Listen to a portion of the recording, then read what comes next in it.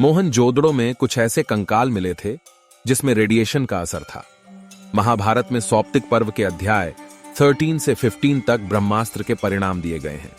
हिंदू इतिहास के जानकारों के मुताबिक 3 नवंबर 5561 ईसा पूर्व छोड़ा हुआ ब्रह्मास्त्र परमाणु बम ही था। महाभारत में इसका वर्णन मिलता है। तदस्त्रम प्रज्वाल महाज्वालम तेजोमंडल समृतम शब्दंभवम व्योम ज्वालामालाकुलम वृषम चचाल मही कृत्स्नास पर्वतवंद्रुमा।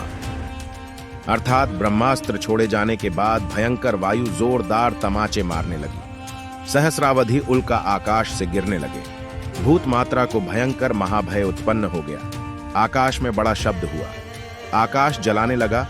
पर्वत वृक्षों के साथ पृथ्वी हिल गई। अब सवाल यह उठता है कि क्या सचमुच हमारी आज की टेक्नोलॉजी से कहीं ज्यादा उन्नत थी? महाभारत कालीन टेक्नोलॉजी।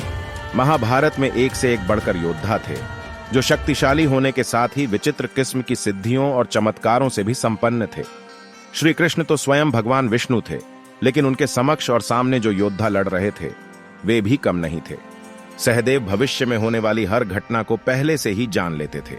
वे जानते थे कि महाभारत होने वाली है और कौन किसको मारेगा और कौन विजयी होगा। लेकिन भगवान कृष्ण ने उसे शाप दिया था कि अगर वह इस बारे में लोगों को बताएगा तो उसकी मृत्यु हो जाएगी। बर्बरीक दुनिया के सर्वश्रेष्ठ धनुर्धर थे।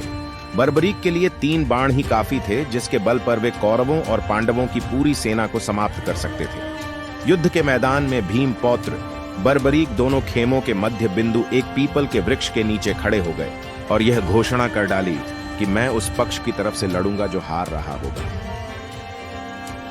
लेकिन श्री कृष्ण ने उसे भी ठिकाने लगा दिया। महाभारत युद्ध में संजय वेदादि विद्याओं का अध्ययन करके वे धृतराष्ट्र की राजसभा के सम्मानित मंत्री बन गए थे। आज के दृष्टिकोण से वे टेलीपैथिक विद्या में पारंगत थे। कहते हैं कि गीता का उपदेश 2 लोगों ने सुना, एक अर्जुन और दूसरा संजय।